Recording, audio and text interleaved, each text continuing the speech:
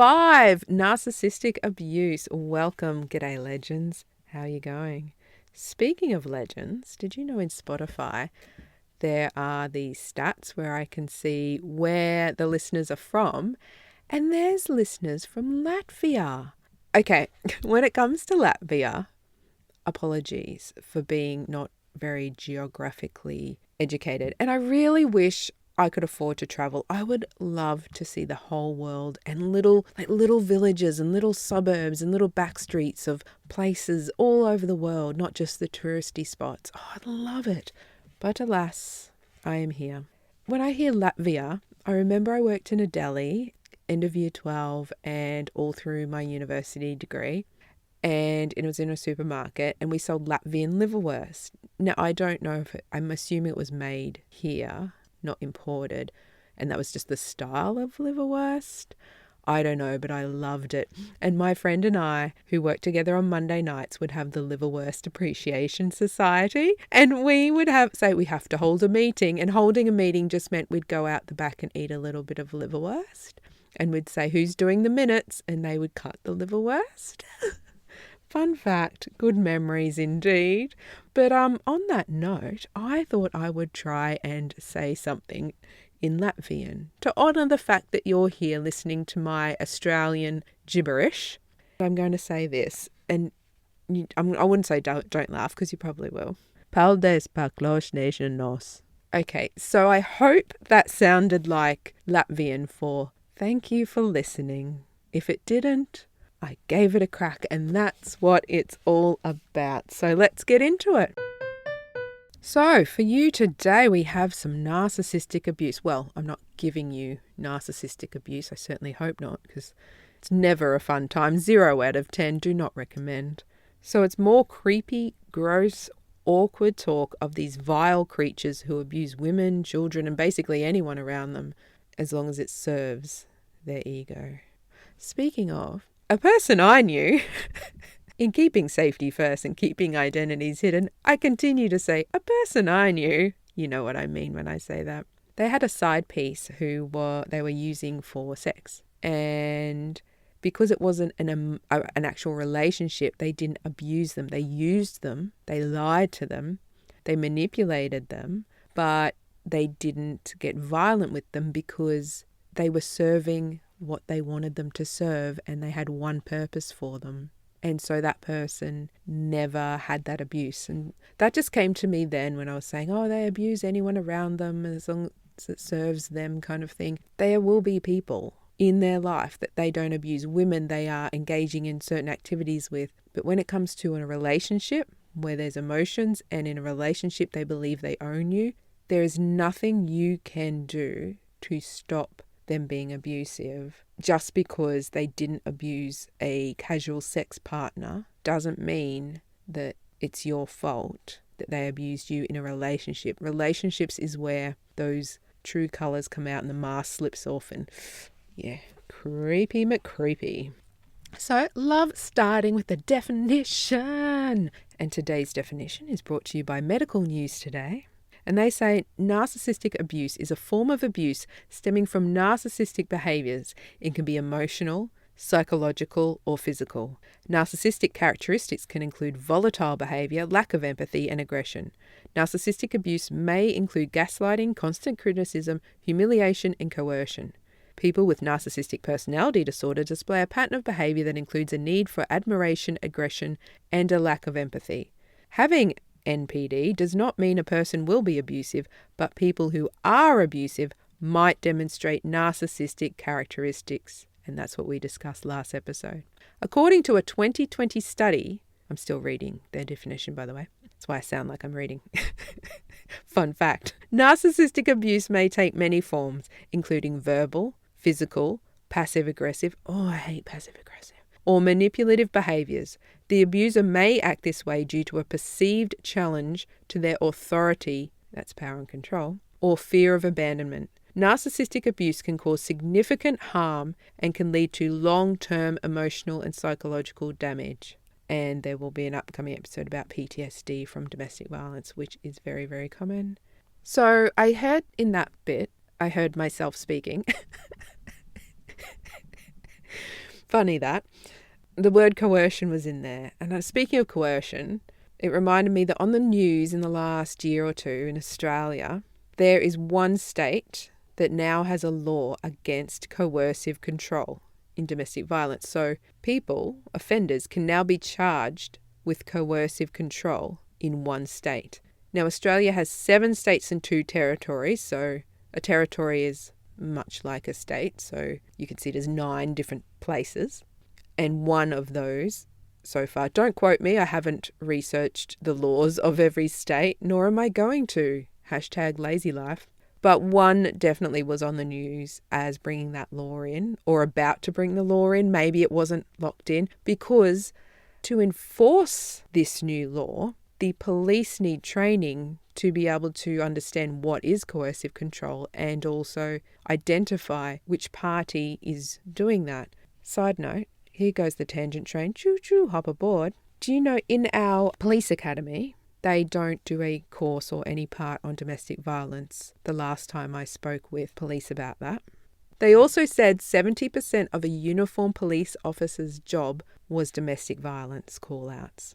If 70% of, and you start as a uniformed police officer when you come out of the academy, 70% of their job is domestic violence, yet they are expected the day they leave the academy to go into a home and be able to identify the victim and the perpetrator, and a lot see a crying victim. And I've been told this so many times by DV services. The police will go into a house, there is a woman crying beside herself with emotion, and there's the calm, cool, collected man, and they use all that society has taught them. They come in with all their own knowledge because they haven't been trained in it. So we know what that knowledge is, patriarchy, misogyny, anything that society has taught all of us growing up. And they bring that in and they have to decide. And more often than not, they choose the emotional one as the crazy one, as the villain, and the cool, calm, collected as the good person, because they are so often faced with violence that when someone is calm, they love that. They think, great, you're the good guy. They're crying, they're upset, that's risky, I don't like that. They're crazy. And so a lot of DV services were trying to change that dialogue. I remember meeting one years ago now, and she said she'd done some seminars where police were present and about how, hey, the emotional one is not the perpetrator, the person who has planned, calculated. I also read that the perpetrator is calm at that point because they've lashed out, they've got their high. They're calm. They've had their outburst and now they're coming down from that. Whereas the person who isn't in control and doesn't know what's happening, and this person who loves them has suddenly hurt them, they're upset because this is new information to them, whereas the abuser knew what they were doing the whole time, so they're in control. So the calm one is the creepy, look at that person, whereas the hysterical, emotional one is usually the victim. And they used to get it wrong all the time and still do. There will be an upcoming episode where I disclose and discuss a time they did make a mistake once and what happened to the police officers after that when they had to go for extra training around domestic violence because of the very dangerous error that was made. And hopefully one day that does change and they do incorporate. And I would hope even now it's happening. I'd be very shocked if it wasn't, if at the academy now they weren't learning about domestic violence when it's such a huge part of what they do. To expect someone to come out of that academy, walk into someone's lounge room and choose who's the perpetrator and who's the victim is just, it's very unsettling. Because people who try and become police officers, they themselves want to help and serve, and some want to become one because they want that recognition and that power and control themselves. If you pick up what I'm putting down, no, not all, definitely. There have been some amazing police officers and amazing detectives that I've known, but there's also the boys club type thing that is slowly changing. Yeah, so I think that education is so important, and we're just going to pull that tangent train into the station and come back to narcissistic abuse. But everything like that, every tangent is very important because that's what this is all about, isn't it? So coercive control, the law that had been brought in, and it is being brought in some other countries, I hear. Coercive control is a form of domestic abuse or intimate partner violence. It describes it, I'm reading by the way, A pattern of behaviours a perpetrator uses to gain control and power by eroding a person's autonomy, that's independence, and self-esteem. This can include acts of intimidation, threats, and humiliation. Coercive control refers to a pattern of controlling behaviours that create an unequal power dynamic in a relationship. These behaviours give the perpetrator power over their partner, making it difficult for them to leave. Sometimes coercive control can escalate into physical abuse. However, even when it does not escalate, coercive control is a form of emotional abuse that can cause psychological trauma. So coercive control is all about that thing that these narcissist types do. It is about narcissistic abuse, and maybe coercive control is the formal name they're putting to it because it's using all this manipulation, all these strategies and techniques to gain control over someone's life so they can't leave, to intimidate them, threaten them with fear. I have experienced this. The threat to my children, to my career, he was like, I will get your nursing registration. You will not have a job. I will destroy that if you try and leave. If you try and leave, I will find you. If I go to prison, I'm going to kill you. I will wait years, and when you're least expecting it, I will come for you. And yes, knowing that 7 years later, he came for the last victim, 7 years after they escaped, using the internet, destroyed their life. It is a concern. And you live in that fear. And I did live in that fear for nearly 2 years, and then reached a point where it was like, I have to live my life. Anne Frank's famous quote, a life lived in fear is a life half lived. If someone's going to kill you, that's on them. You have to live your life. You do everything you can safety-wise, like moving far, far, far, far, far, far away, and then going back to visit family and hoping you don't see them. But we do what we can. But at the end of the day, it's on them if they're going to do that. We have to live our lives. So coercive control is disgusting, and I'm glad that they're calling it out. I've got this picture I found of, it's called A Narcissist's Favourite Sayings. And I'm assuming if you're listening, you may have been in or are in a relationship with a narcissist. So if that's the case, these will hit home. If it's not, you will not have any idea why I'm being so dramatic about these simple sentences. But people who've been there get it. If you know, you know. Number 1, you didn't let me finish what I was saying. And they've written, that's to make you stop countering their argument and allow them to inflict more emotional abuse. The next one, just because I didn't do what you wanted when you wanted it, making you feel guilty for having rights and boundaries. This one also is giving weaponized incompetence. Have you heard of weaponized incompetence? Oh, all these terms, it's doing your head in. And now I'm just throwing them all at you. Weaponized incompetence is something men have openly admitted to me in the past in other relationships. So it's disturbing to know that it's actually a conscious thing that is thought out, where they may pretend they can't do something. So if they wash the dishes, they'll intentionally leave food on the dishes or suds all over it if you'd like them rinsed, and they'll do it sort of wrong. It's when they will go to do a chore, something in the house, because they live there too, and you both work, and they will intentionally act like they don't know how to do it and intentionally sabotage it so they do it incorrectly so that you will not ask them to do it again, and you'll say, oh, I'll do it for you. I was told by an ex-partner that they do this and they intentionally do it because it works. And they didn't call it weaponized. No one had a name for it back then. They just said, oh yeah, if you pretend you don't know what you're doing, she's going to do it for you. And that's pretty much how they delivered that information to me. Weaponized incompetence is that. And this saying is giving that. Another narcissist's favorite saying. What about your issues? This is that deflection. And they've written, when failing to take responsibility for unacceptable behavior, you will sit them down and calmly and nicely say, I don't like it when. And they come back and twist it and deflect it straight back to you and say, what about your issues? You're not perfect. How can you say that about me when you're not perfect? But we are all a little bit crazy. We're all a little bit mad. We've all got baggage. We've all got trauma. But someone weaponizing that and using it against us and trying to say, oh, what about your issues? To deflect from a conversation, a reasonable conversation about their behavior. Next on the list, I've got to find the tone. I'm sorry, what more do you want from me? That's not an apology, just FYI. A sarcastic, combative I'm sorry is not a sorry. And they followed that with the sentence, followed by justifications for the behaviour with body language that is clearly not aligned with an apology.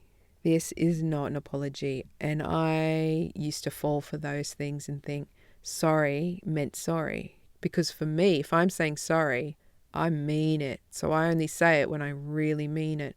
And the average sane person thinks like that too. If an apology is attacking you, like, what more do you want from me? That's not it. Not at all.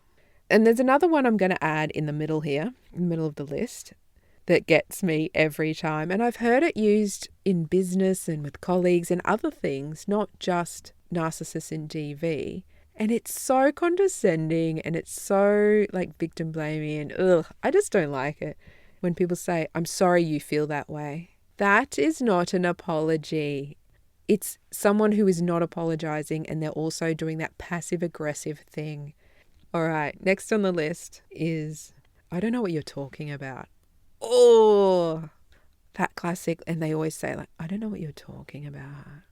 They always say most of these in the calmest, creepiest tone because they intentionally have that tone to make any emotion you have seem like you're crazy and unstable. I don't know what you're talking about. This is very much like that weaponized incompetence, acting stupid. Let me tell you, they know what you're talking about. They very much know what you're talking about, and that's why they're trying to manipulate you. The sentence they've written here is an attempt to discredit facts, regardless if they had been agreed on as little as 5 minutes ago. Yes, they act like they don't understand.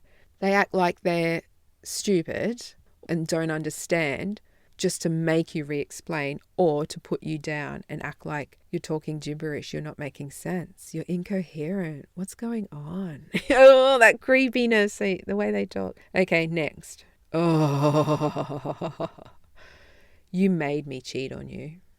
Are you freaking kidding, mate? Let me tell. Okay, I'll read the sentence first before I just let it all out. The sentence is, projecting blame for their despicable behaviour. I second that. Let me tell you, there is not one thing you can do on this earth to make someone cheat on you. You can even be in a relationship, marriage, you can have had a baby and not wanted to have intimate relations. You would communicate as a team to come up with solutions. And I can assure you, medically, the body in a man, if it needs to discharge and cleanse itself, it does. In their sleep, it empties, and you know what I'm talking about. Even if you have the worst personality on this planet, you communicate. You can have the worst behavior. Like, they're abusive. You're not going around shagging everyone in town, are you? No, you cannot make someone cheat. Because that's not very consensual if you're making them cheat. Raped the cheat onto them? That doesn't make sense, because it doesn't. Next. You're the only person who thinks like that. Using allies, real or imagined, to back up their lies and manipulation. A person I knew, he would try and convince me that everyone around me laughs at me and thinks you're so silly for this, and just use random names of people. They try and isolate you and make you think you are crazy, you're the only one, or whatever the current agenda is. And this last one, this is the pearler. This is the one that just grinds your gears. You thought cheating grinded my gears. Well, we found a new gear that's grinding away. Why can't you just get over the past? Do they not drop this literally minutes after doing what you're talking about? And the sentence they've written here is followed by repetitive, unacceptable behaviour. He tried this one. He would do something and literally in the same 24-hour period would say, well, that's in the past. Why do you keep bringing up the past? And then he went on to tell me that people who bring up the past all the time in relationships are abusive and they aren't well mentally. It's called deflecting and avoiding responsibility. They shoot the blame straight back at the victim because that is ridiculous. They do something and every time he was caught like with abusive behaviors, cheating or something, straight away, it's in the past. That's not how that's in the past works, mate. So I have another picture. Yay. This one is called This Is Not an Apology. It's great. Okay, you ready? So these are all not apologies. You're taking it the wrong way. You're being too sensitive. It's not my fault you feel ... Let's forget it ever happened. I only said that because of the way you acted. I'm sorry, but insert something here. You know I didn't mean it that way. I will apologize if, and then they have something they want. I love you. Oh, classic. I'm sorry that you. Let's just move on. And the last one, I don't know anyone else who would get upset over this. Minimizing, deflecting, grooming with the I love you. I hate that people use I love you and lie about love and good things to manipulate others. Oh, it's exhausting. So a few other things about narcissistic abuse. Leaving is dangerous. It is well documented. Leaving is the most dangerous time. It's the time when most women lose their lives, and it is the time I nearly lost my life. A lot of DV organisations can help you organise an exit plan to be safe financially as well as physically safe. Being with one is one big mindfuck. The mental side of it is the worst. This horrible game, and it's disgusting, and you have not given consent to play a game. You were looking for a partner, a relationship, someone to love, a companion in life, and stumbled upon someone like this. It's not your fault. It is still domestic violence, even if it's not physical. Another note I've written. No closure ever. Do not even try, even though, yes, I did. I tried to have that last conversation to just put it all to rest. We don't need to have a ceremony, an exit ceremony, but just that, yes, it's over. Okay, bye. Maybe acknowledgement that it's over.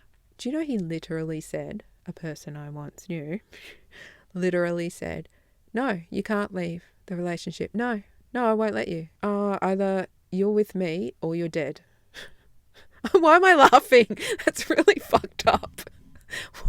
Oh, that's so bad. But now I look back and go, that is ridiculous that someone said that seriously, like seriously said that as a human being to one another human being. You do laugh when you look at it from outside and you think that is a joke that anyone would have the audacity to say that. It's disgusting. And that is it for the narcissistic abuse part. And the email. I have an email to hide their identity. They haven't given me their name, actually, so I can make one up. Zoe. I love the name Zoe. Shout out to any Zoes. Love it. All right. Zoe. Honestly, I'm not lying. Her name is Zoe.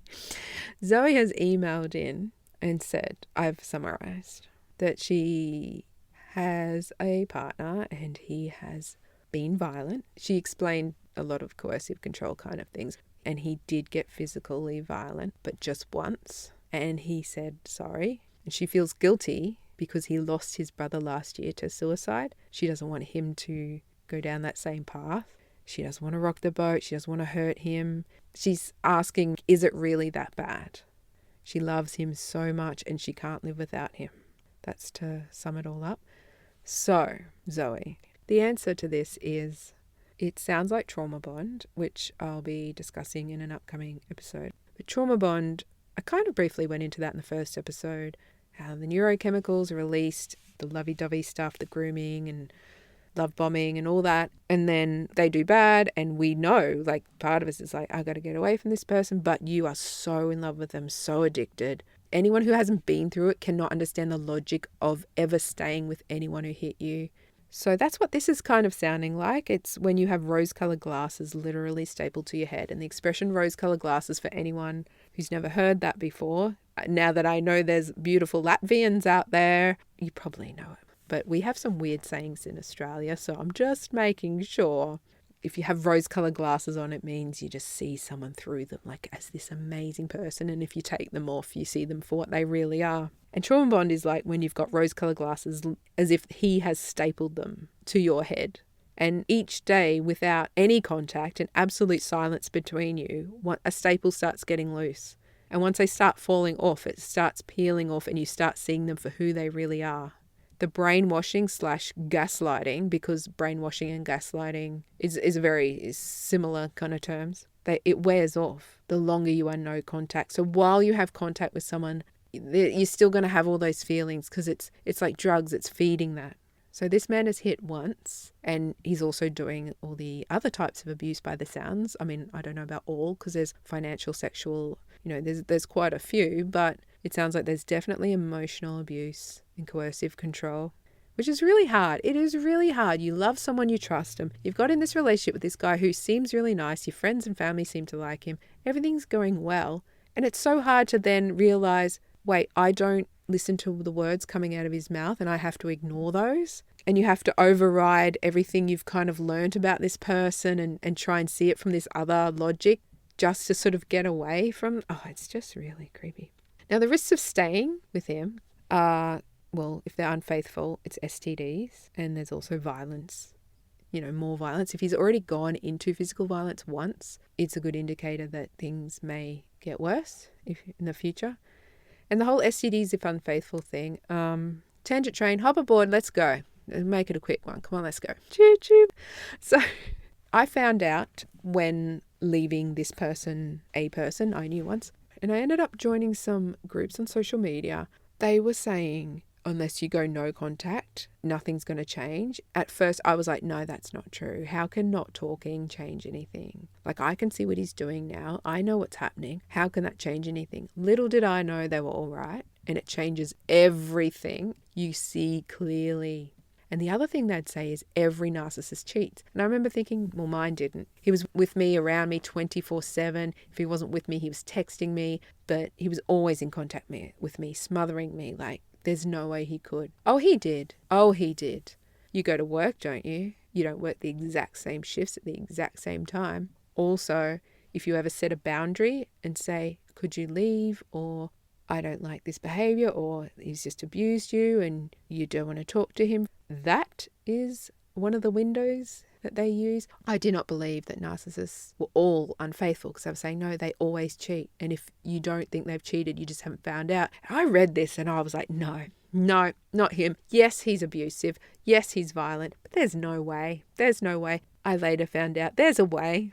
A lot of ways. And it's shocking, because the person that he sold me was this person who adored me, put me on a pedestal, couldn't do enough for me, love me. But to think someone literally obsessed with you might just be cheating, and there's no logic to it, but there is no logic with these people. And I eventually did find out, and it's like, wow, the fact that all these women in this group and some men in this group were coming together and discussing this and realizing that these things happen and there's similarities, and I was resistant to it myself. So I'm not sitting here on that pedestal I was put on saying I'm perfect. I know everything. I know everything about narcissists, and I always have. Oh no, I learned the hard way, clearly, and then researched and learnt, because it's so important. It's a subject I never would have selected as just say this was a course in life and it's an elective. Would have preferred not to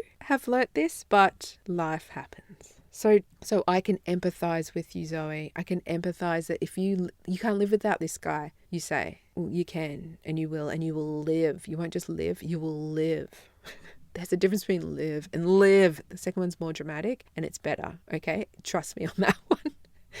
And trauma is worse the longer you're involved with these people as well. Their behaviours get worse. The earlier you can get out, the better. Everyone who's been through it looks back in hindsight and thinks, oh, I wish I could have got out, in those first few months, and just be someone they knew once and they hadn't had any emotional connection much to you. You could get out in the early days, because once they kind of get their claws in, that's so dangerous and they do not want to let you go. And it's sad and it's frustrating and it sucks, and there's nothing we can do to change it. And you want that person that they sold, that relationship they sold to you. You want that. You want that person to be with you. And it's really crappy when they can't. So I struggled. I've been there, and I could not understand how no contact makes a difference, but it does, because each and every contact they intentionally, without even noticing, reinforce that bond and control over you. Any contact at all keeps us addicted. It's like a drug addict or an alcoholic. You can't give an alcoholic one standard drink a day and think they are no longer an alcoholic. Until they stop and their brain learns to not depend on the substance, or in this case, that person. If you stop seeing that person, your brain will adapt to not requiring that person. And there will be a withdrawal, just like drugs. A withdrawal where you're not getting all that lovey-dovey oxytocin and everything. And your brain will say, him, he gives us the good things. Go and get him, as it withdraws. But it will level out. The body is very good at stabilizing and sorting itself out. So I remember being exactly where you are and how my heart sunk into my stomach whenever someone told me there was no hope and I had no choice but to leave. Not one thing I can say will make you want to leave this person. Sometimes it takes time, or worse, for you to finally leave. But get out as soon as you get to the point where you are ready. Safety is important, and your future husband, partner, lover, life companion, homie, friend, any of the above, is out there waiting to love you, and you're wasting your time with this fool. Now, being alone is kind of cool once you get used to it. Like it really is. You get to know so much about yourself, and you look back and reflect on things, and it's actually really empowering. It's scary if you're not used to it though. It's terrifying, especially if you're with someone and the thought of being alone, you're like, well, that doesn't sound fun. But once you're there, it's different. You'll get it. So Zoe, put yourself first. So much love to you, and keep us posted. So today, I don't know if I have time for my share. If you have to go, just go. Do you need the toilet? Take me with you. There's a phone, right? Or come back. Come back. Because it's going to be an extended episode. I feel like a big share is part and parcel of these episodes, and it's the power. The power that we're sharing together is education, and then real life experiences and events both help empower us. So I'll try and do it quickly, like super quick voice. I'll try and do it quickly, but you know me. I love a chat. Okay, it's about gaslighting.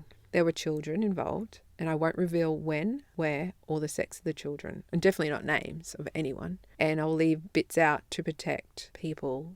So it was early on before I figured out how he worked. And so I was still shocked by his behavior, and I was reacting as a human being does. I would still never, ever harm him. I would never hit back because I thought I was in a relationship. I thought we were in love. And so harming the person I love makes no sense to my logical, sane brain. While he was doing his abuse in that mind frame and being abusive, he naturally took my phone off me, as he always did. And he wasn't getting the reaction he wanted out of me. And he wanted a reaction. And he threatened to call my work and tell them I'm suicidal with my full name, and then they'll open a file. I'm a nurse, and so my work was a place where nurses nurse. And it would compromise my job, and he knew that. So he was trying to get a reaction out of me. Like, I knew not to overreact. Any threat that I deemed severe, I would not want him to go through, because he will go through. This one was something I'm like, no, you cannot do that. He got my phone out to,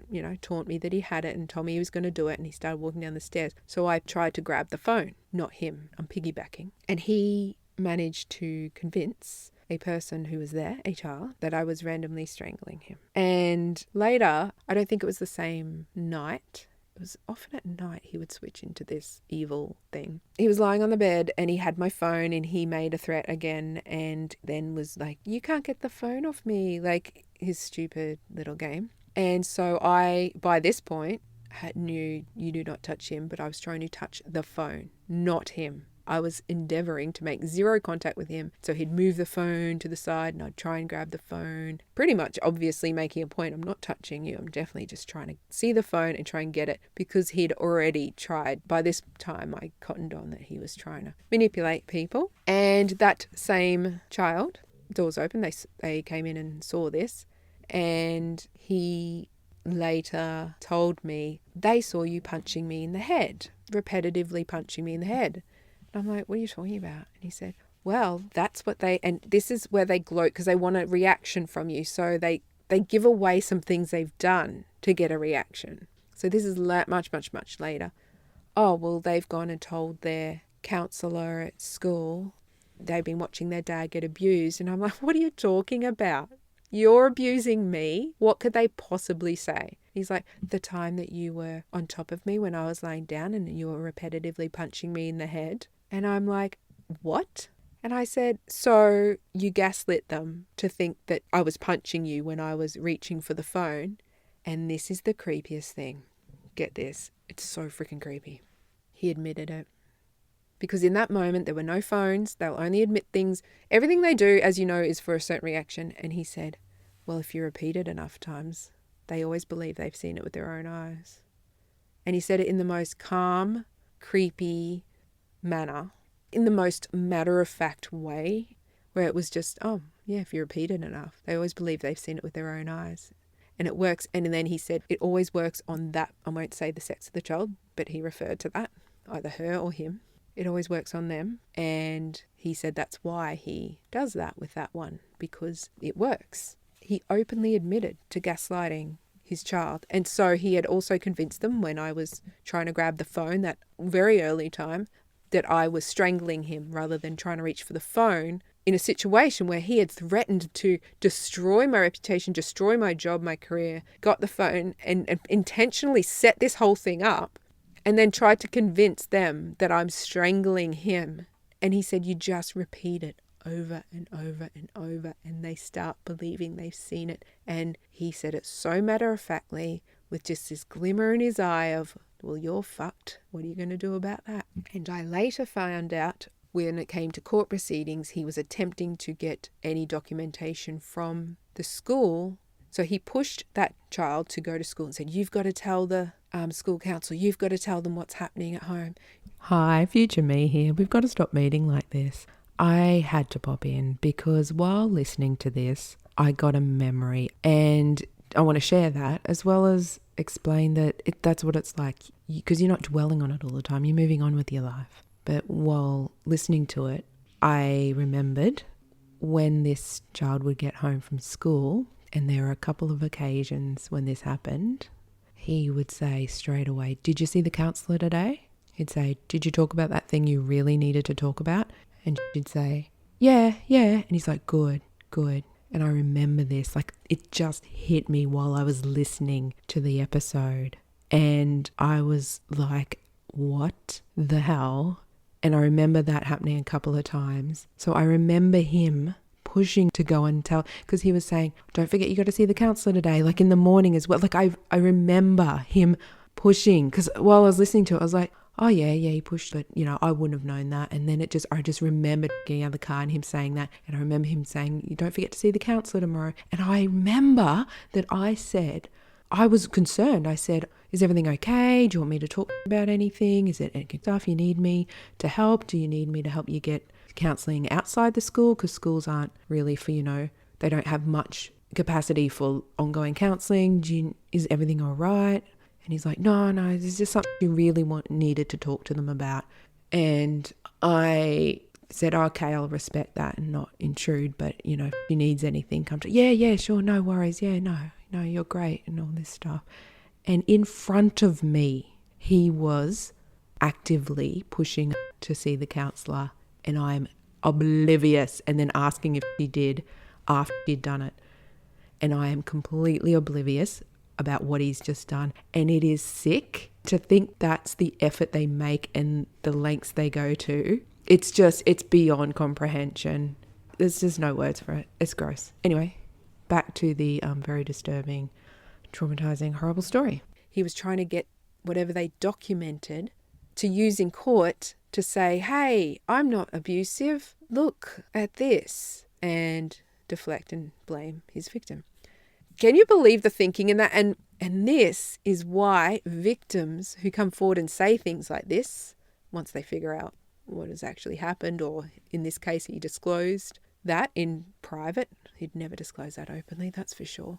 It was a power trip, like, look what I can do. That's right, I can do it. And for a victim to come forward and say, hey, this man gaslit his kid and he made this up and then he got him to do this and then that and then this, it makes the victim look crazy. Because I am telling you, even right now, I'm taking such a risk in telling you this because you'll think, gosh, she's mad. She's telling all these conspiracy theories, all these weird stories. that men actually do this. No, sometimes men just get emotional and violent. That's what DV is. It's not this whole psychopath calculated stuff. This woman is crazy. It's because when you're telling something like this, and what they have done is so far-fetched and so crazy and insane that when you're telling it, you look crazy because his lies, which will be things that he'll choose, which are very easy to buy, will make more sense than this convoluted, disgusting, weird story with so much manipulation in it that who's going to believe you? And that's why victims rarely, like you might have friends who've gone through this and they do not tell you the specifics, because once you've figured out, I mean, it's disgusting and it's shameful, and it's taken me years to even be able to speak. I know this is like a public setting, but it's like, this is the first place I've shared these stories outside of DV counsellors and things like that. And even then, we don't go over each individual thing that happened because they know what they do. But even telling you, I think, oh, will they believe him? Will they think that I did strangle him? Will they think I was standing over him, punching him in the head? I can tell you, you cannot get a fist near this person. Not that I've tried, but when I try to get away, he will grab you. He's so fast. He would pulverize me for getting out of his grip. This person, you could not hit back. You could not harm in any way. And it's so sick. And I feel so bad even saying out loud that this person did this to a minor and everyone around him. And it breaks your absolute heart that this is how low they'll stoop. And I did even say to him, I said this a couple of times, why bother? Why abuse women if you have to go to this extent to cover it up? And this is quite late in the piece that I came to all the conclusions I came to and figured out more things than I already thought I knew at the start. Wouldn't it be easier to just not abuse and then you don't have to go to all this effort to cover it up? And of course he would have given some deflective answer that wouldn't have made sense.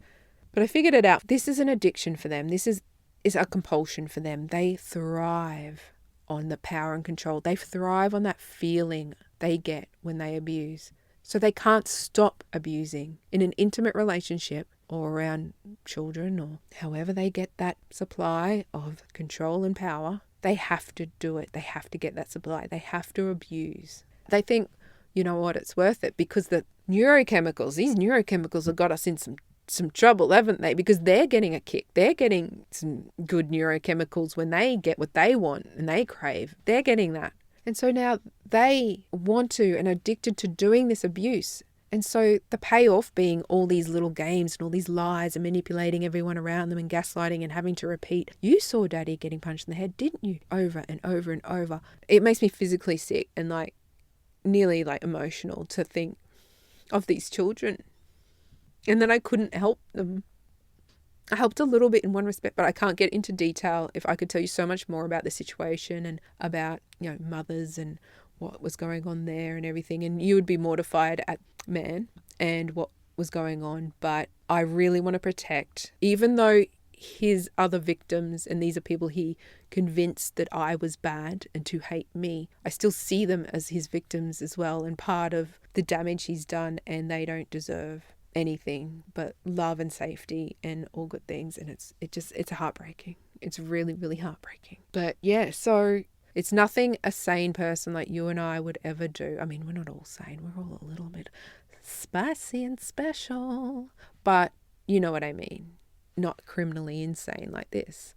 The average person is not going to go to those efforts because, well, we don't have any desire to abuse. So it's really sick and disturbing. On that note, on that amazingly positive said no one ever note, after telling you something like that, I always feel weird, and I feel fear that, I'm being so vulnerable in telling all this. And as I said, people view the person telling as crazy. And so there is a fear that people could say, oh, because you're a bit ADHD, you're a bit funny, and then you say all this stuff, you're probably nuts. But it just takes the power away if we all speak about it. And I really hope that someone takes something from this. Positive, no negative, just positive. Honestly, thank you for listening. Oh, I've got myself all emotional. I'm all in my feels. I think because I've never told anyone that before. I just cut out myself crying there. That was unexpected. It just hit me hard when I realized that's the first time I've really told anyone that. The shame in the fact that if he can convince a minor that I did something I didn't do. But yeah, it's just the first time I've really said that. Because the world can be cruel, and anyone who steps out publicly to say anything, there's always going to be, haters and stuff like that. So it was just a lot when the penny just dropped. And it's wonderful. I feel great now. I mean, I've had my therapy. Thank you. And as we know, crying releases emotion. So we don't punch walls, do we, ladies? That's right. Feeling good. No, thank you. Thank you so much for listening. And honestly, every time, because we have these analytics, that's how I found out about the Latvians. Ciao means hi too, apparently. Fun fact. And every time I get another follower, like on Spotify, it tells me the Spotify followers, a bunch of other places as well. But every time that number goes up, oh my gosh, I hope this eventually reaches someone who needs it. And no, thank you very much. I appreciate it. And I've got all funny and emotional and sad now, and I've ruined the vibe of things. Look what I've gone and done to myself. So next week, episode 6, reactive abuse and crazy making. I start sort of the terminology series of different terms used in DV language by like DV educators and stuff, but not everyone knows these terms. And I think once you know them, it's really powerful. It actually helped you. I mean, this is why I'm here. These terms, learning things like reactive abuse and crazy making, help not only explain what was happening to me, but empower me to leave. That's why I do this. I realized when talking to other survivors that they had no idea of what any of these terms were after I'd gone and researched and found them all myself after going through it myself. So knowledge is power, and I want to empower each and every one of you to live a life free of abuse and oppression. So sorry for that moment we shared there. Oh, it's scary putting this out there. Anyway, until next time, stay safe, you legends. Love ya. Bye.